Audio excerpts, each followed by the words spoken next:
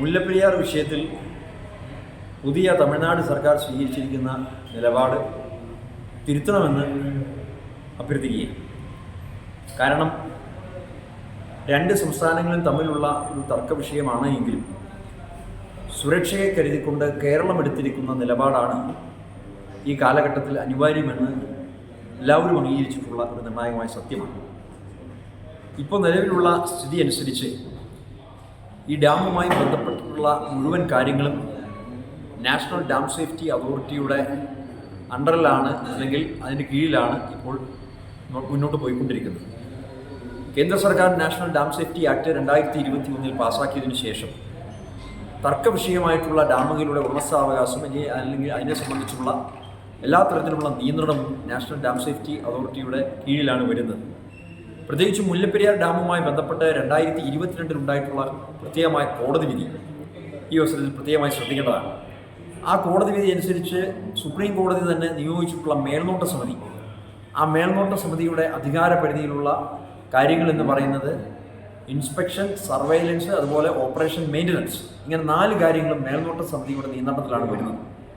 അപ്പോൾ 2022 കോടതി വിധിയിൽ തന്നെ കൃത്യമായി പറഞ്ഞിട്ടുണ്ട്, എപ്പോൾ നാഷണൽ ഡാം സേഫ്റ്റി ആക്ട് അനുസരിച്ച് ഡാം സേഫ്റ്റി അതോറിറ്റി അധികാരത്തിലെത്തുന്നുവോ ആ നാഷണൽ ഡാം സേഫ്റ്റി അതോറിറ്റിയുടെ കീഴിലേക്ക് ഈ പറയപ്പെടുന്ന മേൽനോട്ട സമിതിയുടെ എല്ലാ അധികാരങ്ങളും ലയിപ്പിക്കപ്പെടും എന്ന് സുപ്രീം കോടതി വിധിയിൽ പറയുന്നുണ്ട്.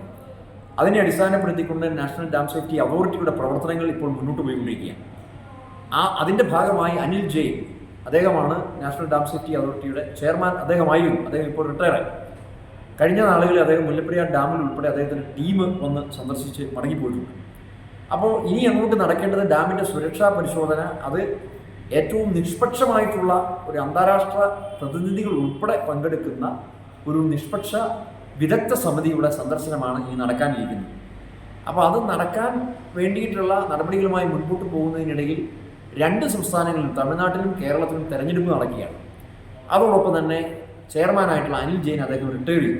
അപ്പോൾ ഇങ്ങനെ 2 കാര്യങ്ങൾ കൊണ്ടാണ് ആ സുരക്ഷാ പരിശോധന ഇപ്പോൾ നീണ്ടുപോയിക്കൊണ്ടിരിക്കുന്നത്. ഞാൻ ശ്രീ അനിൽ ജെയിനുമായി ഫോണിൽ സംസാരിച്ചിരുന്നു. പുതിയ ചെയർമാനായി പുതിയ ഒരാൾ അദ്ദേഹം ഇപ്പോൾ ചുമതല ഏറ്റെടുത്തിട്ടുണ്ട്, പുതിയ ചെയർമാനായി ചുമതലക്കാരനായി വന്നിട്ടുണ്ട്. അപ്പോൾ അദ്ദേഹത്തിൻ്റെ നേതൃത്വത്തിലുള്ള പുതിയ വിദഗ്ധ നിഷ്പക്ഷ സമിതിയുടെ സന്ദർശനം നടക്കാനിരിക്കുകയാണ്. അത് നടക്കാനിരിക്കെ തമിഴ്നാട് സർക്കാർ അധികാരത്തിൽ വന്നു, പുതിയ ഗവൺമെൻറ്, ശ്രീ വിജയ് അദ്ദേഹം മുഖ്യമന്ത്രിയായി ചുമതലയേൽക്കുന്നു. അദ്ദേഹം ചുമതല ഏറ്റെടുത്തതിന് ശേഷം നയപ്രഖ്യാപന പ്രസംഗം വന്നപ്പോൾ മുല്ലപ്പെരിയാറിൽ ഡാം പണിയാൻ സമ്മതിക്കില്ല, അതോടൊപ്പം തന്നെ നിലവിലുള്ള ഡാമിൻ്റെ ജലനിരപ്പ് ഉയർത്തുമെന്ന് കൂടി പറഞ്ഞിരിക്കുകയാണ്. അത് നമ്മളെ സംബന്ധിച്ചിടത്തോളം വലിയ ഭീഷണിയാണ്. ഇപ്പം 142 അടിയാണ് ഡാമിൻ്റെ ജലനിരപ്പ്, അത് 152 അടിയാക്കി ഉയർത്തുമെന്ന് പറഞ്ഞാൽ, അല്ലെങ്കിൽ തന്നെ പെരിയാറിൻ്റെ ഇരുകരകളിലും അതിജീവിക്കുന്ന ആളുകളെ സംബന്ധിച്ചിടത്തോളം അവർ അനുഭവിക്കുന്ന ബുദ്ധിമുട്ടും പ്രയാസവും പറഞ്ഞറിയിക്കാൻ പറ്റാത്തതാണ്. അപ്പോൾ ആ ഒരു പരിതസ്ഥിതിയിൽ നിൽക്കുമ്പോൾ ഡാമിൻ്റെ ജലനിരപ്പ് ഉയർത്തും എന്ന് പറയുന്ന തരത്തിലുള്ള വലിയ ഭീഷണിയോട് കൂടിയിട്ടുള്ള ആ ഒരു പ്രഖ്യാപനങ്ങളൊക്കെ കേരളത്തെ സംബന്ധിച്ചിടത്തോളം അത്യധികം ആശങ്കാജനകമാണ് എന്ന് ഈ ഘട്ടത്തിൽ സൂചിപ്പിക്കുന്നു. ലക്ഷക്കണക്കിന് ആളുകളെ ബാധിക്കുന്ന 5 ജില്ലകളെ ബാധിക്കുന്ന കേരളത്തെ 2ആയി കീറിമുറിച്ചുകൊണ്ട് ഒരു മഹാദുരന്തം ഉണ്ടായിക്കഴിഞ്ഞാൽ അതിൻ്റെ പരിണിത ഫലം എന്ന് പറയുന്നത് കേരളം 2ആയി കീറിമുറിക്കപ്പെടും എന്നുള്ളതാണ്. അപ്പോൾ ഈ വിധത്തിൽ വലിയ മഹാദുരന്തം പോലും ഒരുപക്ഷെ ഉണ്ടായേക്കാമെന്ന ഭവിഷ്യത്ത് നിൽക്കുമ്പോൾ ഈ നിലയിൽ ഇപ്പോൾ അത്യാധുനിക കാലഘട്ടമാണ്, ടെക്നോളജിയൊക്കെ ഏറ്റവും പുരോഗമിച്ച് നിൽക്കുകയാണ്. വിദഗ്ധ സമിതിയുടെ സന്ദർശനവും അതോടൊപ്പം തന്നെയുള്ള നിഷ്പക്ഷ സമിതിയുടെയൊക്കെ നിരീക്ഷണങ്ങളൊക്കെ വളരെ വിലപ്പെട്ടതാണ്.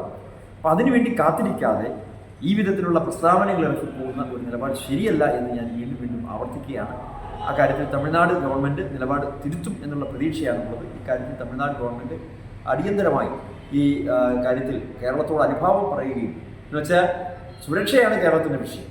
കേരളത്തിൻ്റെ മുദ്രാവാക്യം കേരളത്തിന് സുരക്ഷ, തമിഴ്നാട് വെള്ളം എന്നുള്ളതാണ്. അപ്പോൾ അതിനടിസ്ഥാനപ്പെടുത്തിക്കൊണ്ട് പുതിയ ഡാം നിർമ്മിക്കുന്നതിലേക്ക് കേരള സർക്കാരിൻ്റെ നിലപാടിലേക്ക് തമിഴ്നാട് സഹകരിക്കേണ്ടതാണ് എന്നുകൂടിയുള്ള അഭിപ്രായം ഞാൻ രേഖപ്പെടുത്തുന്നു. ഇടുക്കി ലൈവ് വാർത്തകൾ നിങ്ങൾക്കായി അവതരിപ്പിക്കുന്നത് കട്ടപ്പന RMS സ്പൈസസിൽ ഇനി ലോകകപ്പ് ഫുട്ബോൾ ആരവം. ഈ ഫുട്ബോൾ മാമാങ്കം നമ്മൾക്ക് എല്ലാവർക്കും ഒരുമിച്ചിരുന്ന് കാണാൻ RMS സ്പൈസസ് അവസരമൊരുക്കുന്നു. അർജന്റീന, ബ്രസീൽ, പോർച്ചുഗൽ, ജർമ്മനി, നിങ്ങൾ ഏത് രാജ്യത്തിന്റെ ഫാൻസും ആയിക്കോട്ടെ, നമുക്ക് ഇവിടെ ഒരുമിച്ചിരുന്ന് വേൾഡ് കപ്പ് ആസ്വദിക്കാം. RMS സ്പൈസസിന്റെ AC ഹോളിൽ ബിഗ് സ്ക്രീനിൽ നമ്മൾ എല്ലാവരും ഒന്നിച്ചിരുന്ന് കളി ആസ്വദിക്കുമ്പോൾ അതൊരു വേറെ ലെവൽ തന്നെ ആയിരിക്കും അല്ലെ?